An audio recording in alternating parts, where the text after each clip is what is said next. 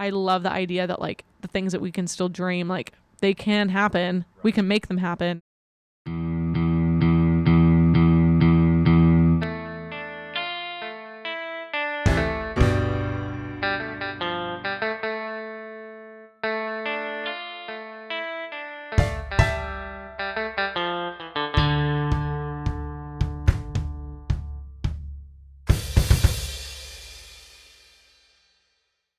Cattle Call Podcast. I'm here. The day has finally arrived.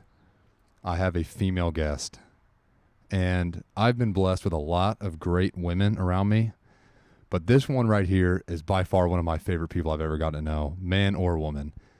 This is my good friend. Do you want to introduce yourself? You want me to say your name? Oh, you can say it. I want to hear it. Okay. Lauren Berry. I always call her Low Berry. I think she's Low Berry on social media. Aren't you Low Berry on social media? Yep, that's right. On all social media? Mm-hmm. Low Berry. L-O Berry. Mm-hmm. Mainly called Low Berry. Low Berry. Yeah, we all say Low Berry, but Lauren Berry.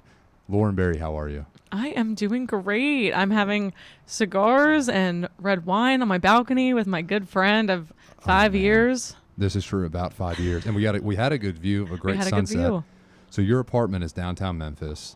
Downtown Memphis. Faces west from the balcony. You always get a good sunset every night. Or about every night. I always tell people that every time I come outside, my, being on my balcony is kind of just like my happy place. It eases all anxieties and stressors of the world because I just stare off into the sunset. It's cliche, but it is really just one of my favorite places in the world. Well, it's great, and it feels great. And you got a great little apartment. You're living the city life. Living the city life. Okay, so what is it you do now? I know you work... Is it technically PR? Yes, what do you work PR. in? Okay. So I work at Archer Malmo. Okay. In the PR advertising department. Been there for 2 years in February, so probably about a year and a half now. I'm a PR specialist, so do a lot of pitching to media and staying current on like the local media trends, as well as been doing a lot of more like influencer work and influencer campaign. So just a little bit of everything. And then prior to COVID, we were doing a lot of events and planning events for our clients. So just a little bit of everything these days. PR kind of does dives into a bunch of different things. Now, is most of the work you're doing for clients in Memphis, or is it nationwide or even international? Oh, that's a good question. So we do have local clients, but we also are doing work for clients that are on a much national level. And I know you worked at a different company prior to this one. It was also PR, same position, or how? So that was my first starting job. It was a wonderful little local agency. Where I was just a PR coordinator. So I was just running the day-to-day things and kind of getting things off the ground. It was a great starting job, which we all need, once we graduate from college. But I had never had any knowledge of PR, but both you and I, journalism, that's true. have dived into the journalism world and was I was originally a newspaper concentration in college, and I thought that's where I was wanting to go. And then just kind of doing a little bit more research on what I like to do. I was like, I'm going to get into magazine writing. And that's when I went and first met you once I studied abroad in Italy for my semester and realized I did not want to get into magazine writing. And then somehow made my way after one internship into the PR world, which is where I now land. And it's perfect for me because it's fast paced while still having that journalism side of things, but mixed with a little bit of business, which is what I enjoy. So a quick thing before we talk about how you came to Memphis. So how I met you, so people know, my ex-girlfriend dated for about a year, like a school year in college in Memphis, was your roommate. Now, her and I just started dating, in the fall semester. You were studying abroad. And I was always hearing about how cool her roommate Lauren was. And it was Lauren, the one, but she's in Italy right now. So when she gets back, you get to meet. And she always talked about how we would hit it off. And she was right, because here we are, four and a half, almost 5 years later, and we're still friends. But she always talked about that. And the one event, I think we talk about it every single time. Yes, we talk about it every time because it just brings so much joy. It epitomizes our friendship. There was one night I went over to my ex-girlfriend's to have dinner, and I was in architecture at the time. We had a lot of late nights, a lot of all-nighters, And, my girlfriend at the time was very gracious, and she'd make me dinner, and she'd stay up to say hi to me. But usually at that point, it's 11 o'clock at least, so she'd go to bed. And so I came over for dinner one night, saw my girlfriend. She went to bed. And then Lauren was up. And then Lauren and I end up sitting at the kitchen, island counter. And you made coffee. You'd always make coffee. Yep. I drink coffee really late in those days. You have to. I drink it at 11 p.m. I don't do it now. And we sat there and probably talked for at least 3 hours, me and you, drinking coffee, just chopping it up, talking about life, talking about a lot about traveling, because we both like to travel. And you had just come back from studying. And was it your second time studying abroad? Yes, second time studying abroad. Yep. The first time was in Germany. Germany. For just 3 weeks, and I was like, that is not long enough for me to actually get a grasp on a different culture. And so you need a semester. Yeah, I needed some extra time, which is why I went to Italy for 4 months. Man, that's great. Traveling is great, and we had the best talk. We had the best talk. I'm thinking, okay, this is why my girlfriend's saying Lauren and I are going to hit it off, because we did. And yeah, that was just a great time. Been friends ever since. It was Valentine's Day. Was that Valentine's Day? It was Valentine's Day because I was making my parents cookies because I was going to go and visit them the day after Valentine's Day and so that was give Valentine's that to Day. them. We stayed I think up it was the day before Valentine's Day. Gotcha. Or I think it was the 13th. Really? Yes. I remember that because everybody was had a bunch of different plans and y'all had just gotten back from dinner with your parents.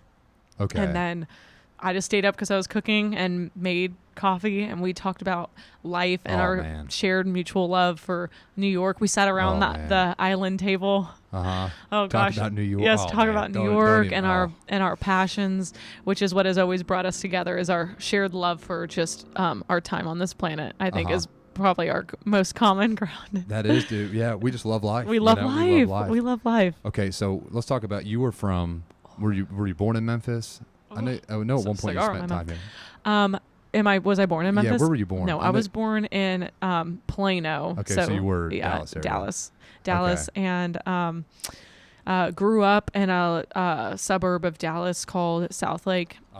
Very big football community, as most places are in Texas. Sure.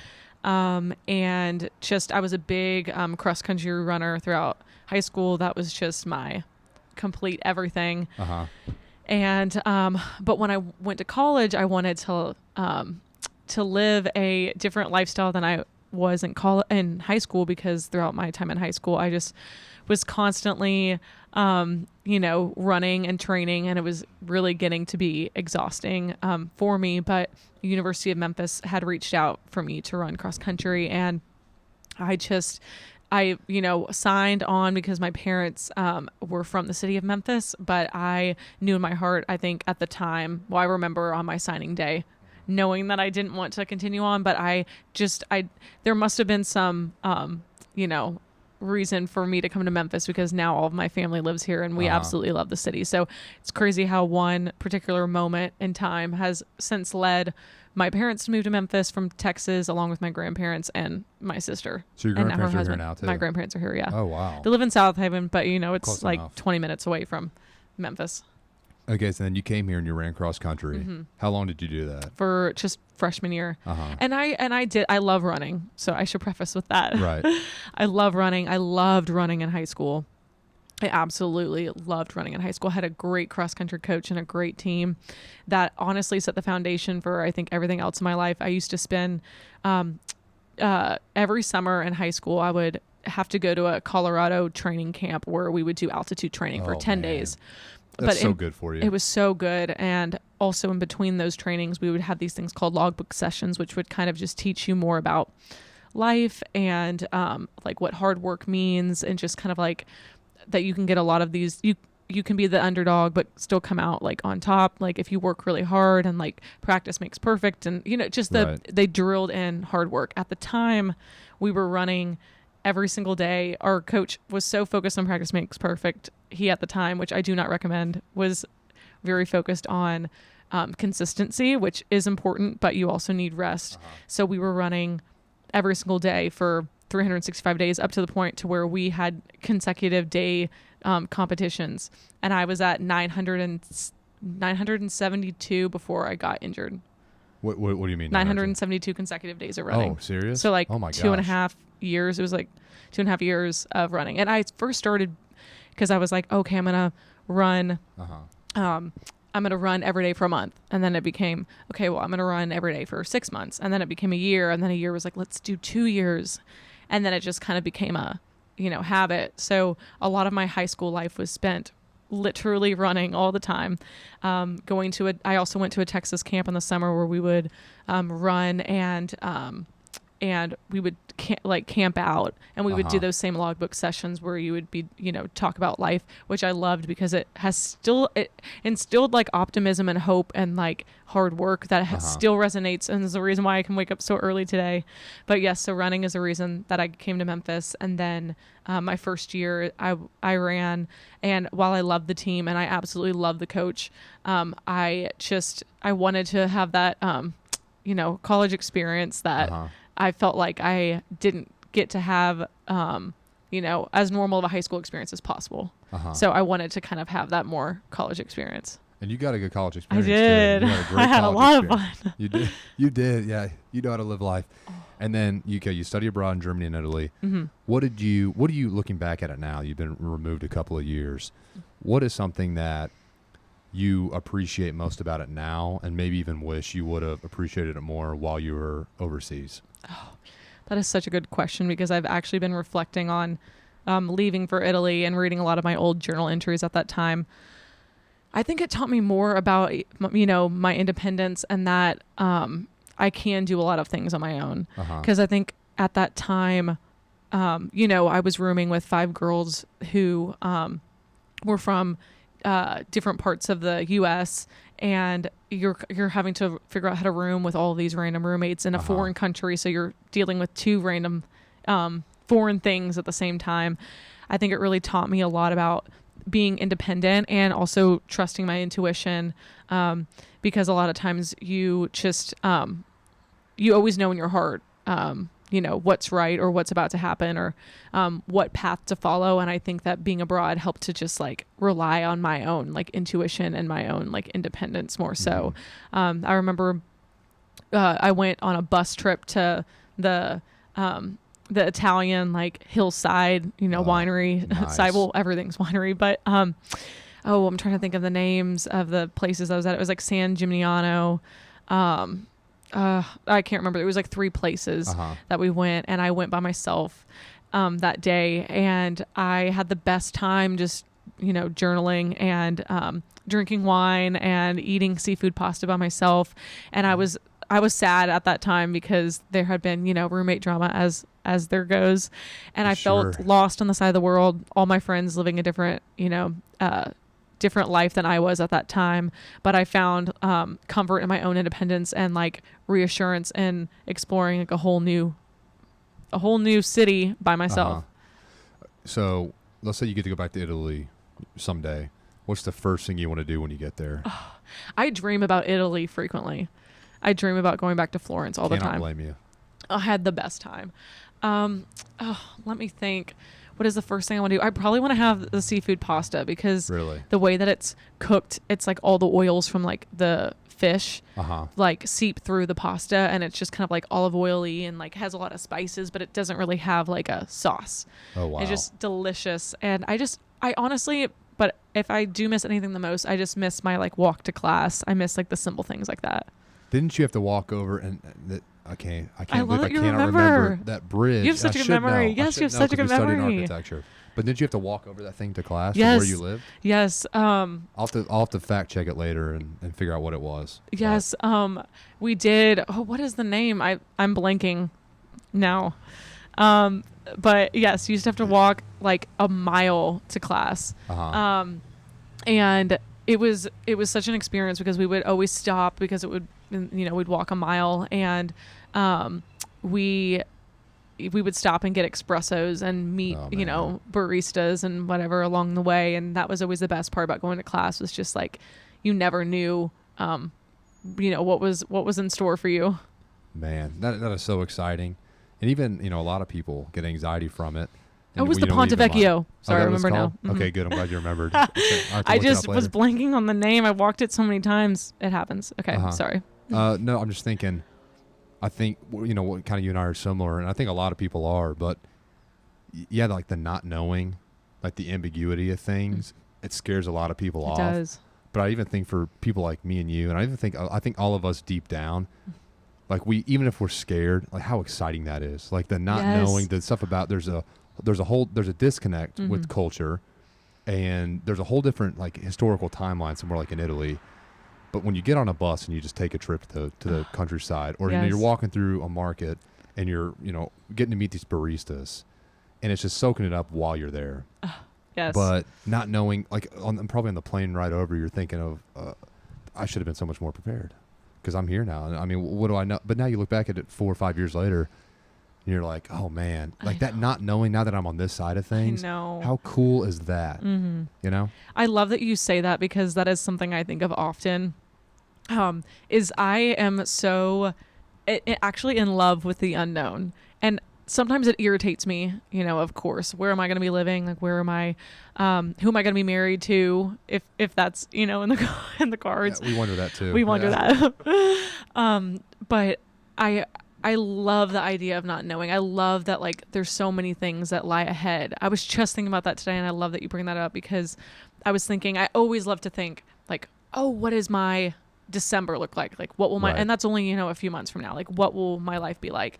What will my life be like in 5 years? Like, if you had told me, 7 years ago when I was going off to college that my life would have, panned out in the way that it did, and that a lot of the things that I'm always been a big dreamer. A lot of the things that I dreamed of growing up ended up happening in their own weird way. I mean, not the living in New York City, but like, I wanted to live. There's still time. And I'm still in my 20s, so we have time. But I used to daydream about being in my 20s all the time, and walking to work and like living above a coffee shop and like living in New York City. And like, I don't live in New York City, but I live in a city that I love, and I love Memphis, and like I live downtown in the city, which is what I had pictured as my kids. And like, I live right by coffee shops that I walk to, and like I can walk to work. Where I work now is a little bit further downtown than my previous job, but it's just weird, like even down to the details in my apartment of things that I wanted and the way that I envisioned my life just ended up happening. I don't know if I just because I dreamed them into I made it happen, because I used to dream about Italy and like Greece. Whenever I was over in Italy, we went to Greece, and I used to dream about those places and then just made it happen. So I love the idea that like the things that we can still dream, like they can happen, we can make them happen. And I just love the idea of we don't know what the future has in store, and that there are good things like ahead. That's exciting. It is. And then so I just found out tonight you work at a gym. Yes. You've always been into fitness and running. Yes. So what do you love most about running? Like, as a concept of running, what is the most enjoyable thing that brings you back morning after morning? Oh gosh.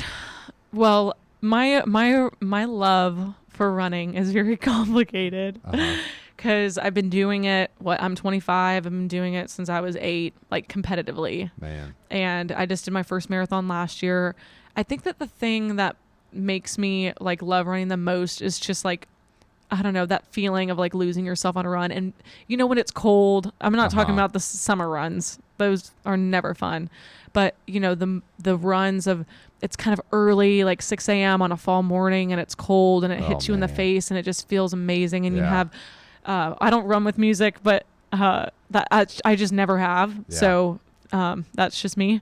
But maybe you have a good playlist going, but it's just the ambiance is right, and you just feel good after the setting that you're in and the pace that you're going, and everything is just going right. I think that's what I love most about running is like those moments, because I don't love running every single day. I don't run every single day. I stopped doing that forever ago. That's okay. I think you've run more. I think I've run more than that 3-year stint than anyone in their life has. Yes. And I don't, but I guess I should also say that I love the running community everywhere that I've been. I love the Memphis running community. I loved running the St. Jude Marathon last year. I just had a great time, and it was just such an emotional experience. I love racing. I think that's more fun than training, and I think most runners would probably say the same. So do you like racing because it's like a competition in general, or is it like you're competing against yourself, or it's there's something different about it than just waking up and going for a run around the neighborhood, because you're actually like there's something like more significant about, why do you like racing? Oh, well, I love the energy that you feed off of people. And I love that in training too. I love that in like any workout. I love when you're like, even if you're, you know, in a normal HIIT workout, if you're doing burpees at the same pace as somebody, I love that feeling of being like in sync, you know? And so I always loved whenever I would find runners that would go the same pace with me and kind of feed off that energy of like, we're in this together, like we're pushing each other, like we're, you know, we're pushing ourselves. So I think that that's why I enjoy racing, is the energy that I feed off of other people. And then of course, when you get to the end and then you're like, okay, I'm going to pass this person. I'm a competitive person at heart. It's weird because it doesn't really match my personality. Yeah. It does not match my personality. But I am very competitive with not wanting to be the best, but I've never thought of myself as being the best. I was never the fastest runner. I could go a really long time, but I just have always been, I've just always wanted to be good, you know, good and good at what I do and like anything. And I think that that's, you know, what I enjoy the most. So let's just say somebody listening here has either just gotten into running, or they've hit a plateau, or they know they need to do it, but they can't seem to find, you know, any joy in it. I mean, what is something that we can be doing just to, I mean, get more out of running or just exercise in general? I mean, is there like a piece of advice, something you wish you would have known or something you've learned along the way? Like what? Yeah. I love talking about fitness. Okay. Well, I should preface, I'm no fitness expert. Like I don't have you know, any credentials to back it up except for, you know, 18 years of running. But I would say it's so important to switch things up. Don't run, you know, every single day. Don't do workouts that you don't want to do. Like don't make yourself, like for instance, like I have tried to really love yoga. I used to do yoga a lot. I think I wanted to be a person who people were like, she does yoga. Yeah. And that's not my favorite thing. I like Pilates. I love Pilates. And I still go to friends' yoga classes. What's the difference? Pilates, like broad strokes purposes, what's the difference? Pilates is more, I'd say, I don't know, the Pilates that I did was like Bikram Pilates, like here in Memphis, which it felt more like a HIIT workout. You're kind of working like the full body, and you're doing a little bit of, it's a lot of like designated core work. And I enjoyed doing that more than I did yoga. That's just personal preference. But I would say to anybody who's like looking for fitness advice and looking to, you know, get motivated or get back into running, is to switch it up, figure out what you like. And you don't have to run every day if you don't have to. In fact, I would recommend not running every single day. I've read this book called Run Less to Run Faster. And it's all about like a 3-day-a-week running method where you're swapping in between 3 days a week of running, and I think it's 2 days a week of cross training. But and allowing the body to actually have breaks, because I think that so many fitness enthusiasts, at least a lot of my fitness friends, are not so great at taking breaks, and it's taken me years to get to that point. And you're not going to see, you know, a ton of results if you're just running yourself to the ground every day. Same as in work and in life, you're not going to see any improvements if you're running yourself to the ground. Man, okay, so let's talk about work. Do you is your cigar out? Will you light it again? Yeah, absolutely. Isaac always lights my cigars and cuts them. Yeah, that's right. He's my cigar friend. Yeah, Lauren's the only girl only lady I've ever smoked with, ever. I love that. I'm honored. I mean, most women don't. And some women do, and they pull. I'll say you pull it off, because some people are like, wait, what do you mean this woman smokes cigars? But then there's some in the community. Okay, talk about like a man's feel. I was going to ask about that in a minute, but like cigars, and there's certain feel. I mean, that is a man's feel. So when these women break into it, it's like, man, number one, all power to you, but also good luck. I know. So. Sometimes I feel like my life is very contradictory. Like there's the half of me that's, and I think we've talked about this before, but the half of me that's very like into health and fitness, and like I don't smoke, you know, cigarettes. I do the 2 times a year cigar with you, but that's good. Yeah, you got it. Okay. Wait, was it still going? Okay. Well, no, yeah, you're good. Okay. You're lit. Yes. So smoke probably twice a year a cigar with you, and it's therapeutic to me.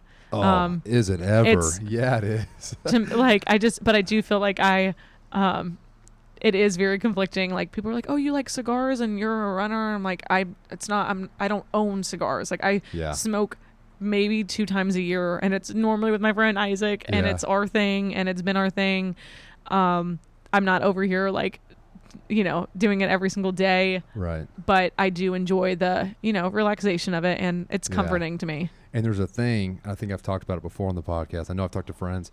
There's this connection. I've had so many great deep talks with guys. Even with you. You know, I get deep every time, but like with guys, whether we believe the same thing or not, and usually I've had some very good debates over cigars, because there's almost this, it almost exposes, I don't know how, but there's something in the nature of cigar smoking, especially with a friend or with just a person. Yes. That you guys, like, you go to the next level, and you talk about big things, like no more small-minded, no more like, oh, like I went to this party and got wasted and that. You're like, no, we're not talking about that. Like, we're like, what's on the other side of the moon? What do you think? Like, how do you view God? What do you think about God?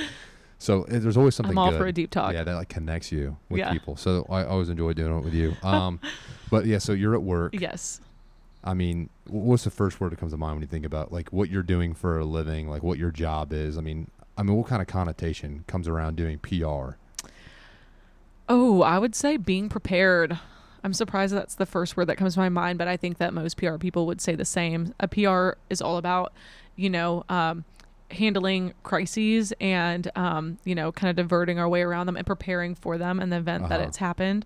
So, this year has been nothing but, with worldly things going on, dealing with a lot of that. So it's been interesting from a PR perspective. But I think, if I could say anything about PR, it would be being prepared in the event that something happens. We always are, anticipating that. So what's something that most people don't know? Like when I think like public relations, I feel like I know what you're going to say. I mean, I'll think like from the general public, you got to think it's like, okay, you're the face of a company. Like you're almost like the liaison between the public and the company. So when I think PR, you think stuff like parts of marketing, like parts of press conferences. Wow, that is great, and that is not the answer I was anticipating. What were you thinking I was going to say? We always say on my team that people just think that we write press releases, and we're like, that is not. Yeah. We write press releases, but like we do a whole lot more than just that. So what is like something that most people just don't know about PR? That like you probably do a lot more than what people are thinking. So like what more do you do in your job that the public just doesn't know? Oh yeah. So I've done a lot of different things in PR. PR has kind of dived into the social media landscape. So I've done a lot of social media management. So like managing actual accounts and the posts that are being done on them, because that is a form of PR. The way that you talk about your brand. Sure. So I've been on that side of PR where we are running social, and like we are posting on social, we're drafting the content on social. Where I work now, there is like a social media team, digital team that does a lot of that, so that's not really in my realm anymore.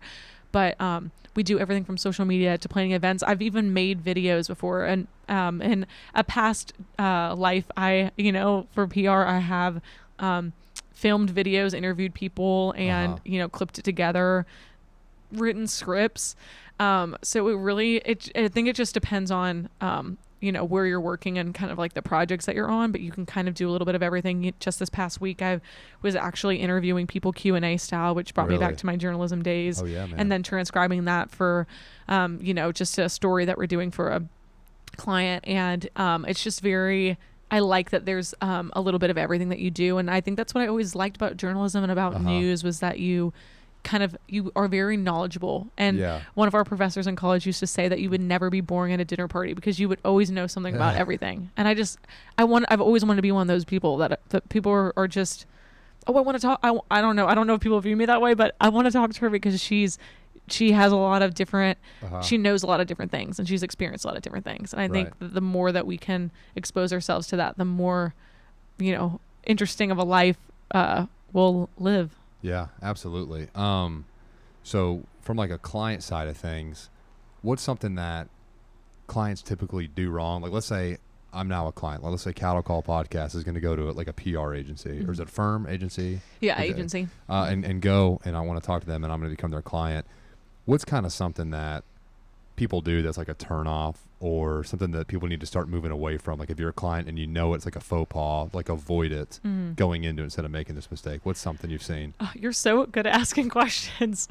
Okay, to be fair, first interview I ever did, I got all my advice and help from you with Dr. Rudd back in the day when I was still in architecture. I So forgot I about think that. very, very deep rooted. Yes, I Some of the forgot. lower, Is that the when little, we met at Avenue Coffee? And yeah, low berry advice. some off the record things. Yeah. Okay, so So thank you for helping me develop. you're as welcome. I'm question honored. I asker. totally forgot. Okay, so the thing that I have noticed the most is that most people will automatically come into PR asking for things that are not PR related. So they'll think that they have access to, one person, and that makes them be able to get all these other things. So for instance, like I don't make creative work. I'm not creative. I don't make graphics. But I think that most clients, would assume that if they have like one connection that they will learn all that they can have access to other things, or like PR can also make graphics. And no, like we're strictly like PR. We deal with media, we plan events, and we are we do social, we do a lot of different things, but we aren't creatives, and that's like a more creative job. We can get them in touch with that person, but I think that that's probably the one thing that I've always noticed is that people think that we while we can do a lot of things, and we are grateful that we do more than just press releases, right? Just we aren't creatives. I mean, we are creative in our craft, but we are not creating graphics and stuff like that. Okay, that's a good point. Not even I knew that, so that's kind of good to know. I feel like you were always very crafty like that, you were artistic architecture background. Yeah, I think a lot of it honestly got developed in college because I used to draw in class growing That's up. right. I talked way too much. I'm sure my parents could tell you stories. My dad for sure could, because I got in trouble Talking too for much. I got in trouble for talking too much too. Oh, dude, and look at us now. We're great at talking. So it's like I always talked too much in class growing up. And then and one little tangent I'll go off real quickly. I was in an all Spanish class junior year of high school. Like I walked in, so there was only a couple of us. It was Spanish 4 honors, which was, you had that one, then you had AP Spanish. And there was such a small class size for both, they merged them. Oh my gosh. And all but like 1 or 2 people in AP Spanish were literally Mexican, and they were just fluent in Spanish. They were there to get college credit. And then a handful of us were we would, study so much Spanish we were doing it. Well, our teacher walked in first day, and I'd love to get her on sometime if I can get in touch with her ever again. She was a freckled, redhead Irish woman, married to a Cuban guy. She was fluent in English, Spanish, German, French, That's amazing. and American Sign. Crazy. She was unbelievable. I remember one time I wasn't paying attention in that class, which you should, because you're speaking fluent Spanish, and that's not, of course, your heart language. But I was in there designing a house, and she came over and saw me not paying attention. I was designing this house on my paper and did not lecture me or anything. She was like, oh, I really want to see how it finishes, because it was one where she knew this isn't the end all be all. Like, you want to go into something like this, I'm not going to suppress that. Yeah. That was something I always admired, because she like saw that in you. She saw that, and it was like, she's like, I'm a Spanish teacher, but also I'm here to like develop a young man, a young woman. And it was one where he's not going to, even if he is fluent in Spanish and use it for the rest of his life, he wants, this is what he's passionate about, is what he can do, which, and I'm not even in it anymore, but that was one of the things that kind of stuck out to me. So that's how I usually spent my time. Yeah. And then of course you get to college, and your grade is hinging on how creative you can be, and you're learning how. I always thought art was a lot more arbitrary because it's abstract and like you can interpret it, and then you come to find out like no, it's not. Like it's always a reflection of something. There's always a deeper meaning. There's always a concept, like this theme running through it, and you have to like follow that concept to the end of the development of the project. Yeah. So, so there's a lot more. I think there should be a lot more respect for creatives. 100%. Just because again, it's not like, oh well, no, you're just good at drawing, or you're just good at graphic design. Like that's not real art. It's like, yeah, you can argue that, but at the same time, the second you see a bad example, you're like, okay, this guy doesn't know what they're talking about. That looks terrible. Exactly. I know you were so good at art and drawing. You were so passionate about architecture. I was. You have a lot of passions. That's one thing that we share in common. That's tough, because then you can't pinpoint anything. I know. Because like, I do this forever, but I mean, at some point I got to have some livelihood too. You got to do something else. Just talk all night. Yeah, like do this and not keep the lights on. So, I mean, how do you view like the field you're in? I mean, is it, because this is one thing I've started to see too, just through my long experience in college, is stuff that I would think is traditionally like a man's field. So when I first got into journalism, I went the advertising route, and I was the only guy. And then there's, I think, 2 classes I'm in now. One is a business class, and I'm the only guy. And then there's another one, I can't remember which one, and I'm also the only guy. So the stuff that would That's traditionally cool. be a man's field is now opening up. I mean, is PR and the stuff that you're doing, like historically, is that a man's field or is it been kind of split? Well, from my personal experience, I have never worked with a man in PR. Serious? We had one intern from, whenever I first started out in the field, who was a man. But, I mean, I've never worked with one in PR. I know very few people that have. I mean, of course, 50 years ago, there were more men in the field. But every job, I've never worked with one. But I mean, I enjoy all of the women that I work with, and they're all really always been very empowering. And it's very inspiring to start off in the field and have those role models to look up to and to go to for advice, because the being in your 20s and being a young adult, starting off in the world is not for the faint of heart. And that's not a woe is me. That's just a fact. It's hard because you're figuring things out, and it's nice to have those, it is really nice to have those, people to look up to guide you along and give you feedback on emails and give you feedback in general, because it's necessary for growth. Yeah, that's nice. How do you adapt, like in what you do at work every day? Because you talked a little bit before we started recording about how you guys, on behalf of your clients, of course, we're going through the COVID stuff. So, like, you see banners in stores, you see stuff on TV, all these advertising campaigns shifted to accommodate, COVID-19. But then you had all the stuff go on with Black Lives Matter, where every company had to come out and do something like that. So is it one of those where people truly want to adapt, or they know it's kind of like, oh, if I don't, we're gonna get drowned. Like we're not gonna come out the other side of this thing if we don't start going along. I mean, does that make sense? I don't really know the best way to word it. So, but adapting to the times. So during this period of time, we've discovered that people either want you to take a stance, like what are you doing internally as a company, within COVID or Black Lives Matter, like what are you doing as a company to make a difference internally? Like people are not looking for sympathy statements of, we stand here with you. And while that's great, standing in solidarity, of course, people are more so looking these days for what you're doing to actually make a difference. And so we've kind of discovered that as we've been leading, clients throughout this past year of 2020. Yeah. Man, yeah, I don't know. It's just tough because sometimes you see, depending on the company, because also, like, I'm torn. Sometimes, like, I don't need a company stance, like personally, because, like, the company's here to provide a service and a product. Do we need another stance?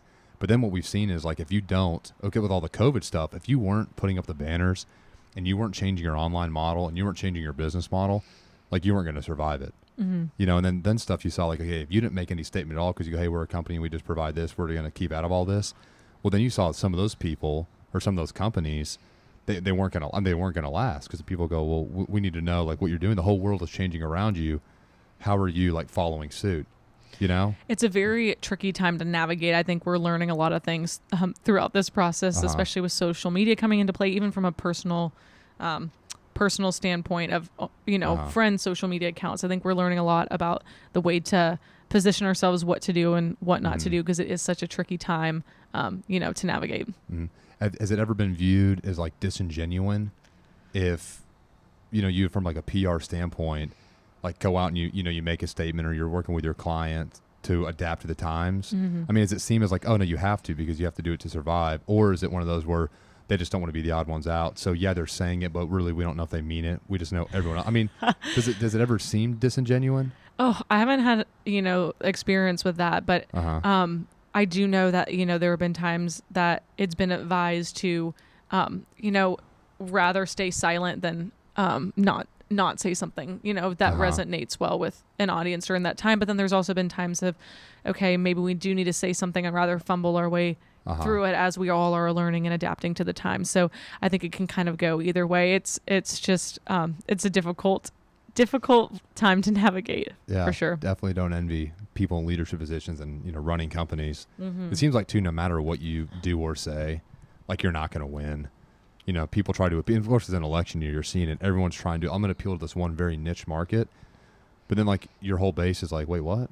But then you go, if you don't, now they go, oh, look at you, you're going to be on the wrong side of history. Mm-hmm. So anybody in a leadership position, definitely, like, you're not going to win either way. Definitely. And now you're sitting here being paid to, hey, help us through it, like, walk us through this thing. And, you don't want to make the wrong decision. I know 2020 has been a very interesting year. I'm intrigued to see how the beginning of 2021 will go. I think most people are looking for that better days. That's where our optimism and positivity comes into play. Is better things, are on the horizon. Yeah, absolutely. So where does Lauren Berry see herself in 2030? Well, I mean, how old will I be? 35. I'd be 35. And think about the girl you were when you were a young girl. Mm-hmm. And the stuff you wanted to do and have accomplished, like you did. You graduated on a Saturday and started on a Monday? It was something like that. Yeah, it was like 3 days after. So, I mean, the stuff that you've accomplished, I know childhood Lauren has to look and be like, oh, I'm so proud of like what you've done. Like you followed through with it. And so seeing that track gets you're me emotional. on, seeing that track you're on, I mean, odds are, as well as I know you now, whatever you want to do by 2030, like odds are, and Lord willing, like you're going to accomplish it. So where do you see yourself? Like, where would you like to see yourself at 2030? Oh my goodness. Well, first off, I honor childhood Lauren very regularly because she deserves to be honored, but I'm still very hard on myself. It's my not good quality. 2030. Oh man. My life can go, so many different directions, but I hope that I am doing, still fulfilling my passions, whatever they are at the time. My passions change very, very. I feel like every 5 years I acquire a new passion, which is a beautiful way to live, in my opinion. And what's your passion right now? You would say it's health and fitness. At its top is what I enjoy. So that's like a passion. That's also a hobby. Yeah. And I truthfully just enjoy that realm. 2030, I hope that I'm living somewhere that I love, whether that be Memphis or Denver or New York. Oh, I'm going to listen to this. We got to put this in a time capsule and pull it back up in 2030. Man, hopefully I'll be running it out of somewhere like in New York. Yes. And have a nice, and then you'll have me a there. Nice Wyoming ranch too to go visit. And we can go shoot guns out there in Wyoming. And we live very opposite lives, but I'd love to go to Wyoming. If I get a place in Wyoming, you have to make a deal. You'll come shoot guns. I'm out there. We'll see. Yeah. But I hope that I am surrounded by a lot of the same people that I am now, and I've still accumulated, more friends. I hope that I'm very big into long-term friendships. So I hope that I'm still friends with a lot of the same people. I hope that there is love involved. I have to include that. Yeah. I've had a lot of failed dating disasters. Yeah, we only hang out a couple times a year, but when we do, I hear about. Well, this one boy you told me about last time is no longer. What about around. Him? Oh no, it's a new guy now. You went to some wedding together and it didn't work out. Yep. It's usually how it goes. So. I hope in 2030 I'll be 35. Okay, so I hope I'm living somewhere. I'm passionate about what I'm doing. I hope that I'm well traveled, and I hope that I'm more knowledgeable. I hope that that there is a partner in there somewhere who shares a lot of those similar passions for me. I think I'm more so, and I hope that partner, more so amplifies all the love and enjoyment that I already have for life. Right. I don't need that. I just need them to amplify more so of what I already am doing. Right. So I look forward to 2030. Yeah, that's it. I think everyone will look forward to getting out of 2020. Oh yeah. Not Amen. That, some magical number change is going to change things, but at least it has something to look forward to.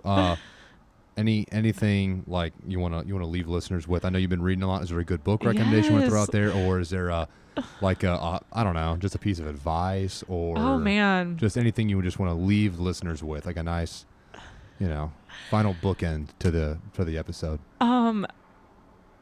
Okay. Well, I'm gonna leave with some advice. Okay. I have this note on my mirror that says things are more often worse in our imagination than they are in reality, and I'm not relating that to this year. I'm just relating that to anybody who's going through anything, because obviously this has been a very hard year. But if anybody's going through anything personally, just know that, there are better days on the horizon. A lot of times it is perspective. And a lot of times it is just knowing that there are better days ahead. I'm an optimist, self-proclaimed. Yeah, for sure. And I think all those cross-country days is what got me there. I don't wake up optimistic every single day, but I just, I hope that everybody knows that there is good things to look forward to and there is hope on the horizon. So just keep your head up. Yeah, very good. Very good. Won't even Thank you. add to that. Thank you, Lauren, Thank for you coming for on. having Thank you for being me. my first female guest. Woohoo! I'm so glad it was you.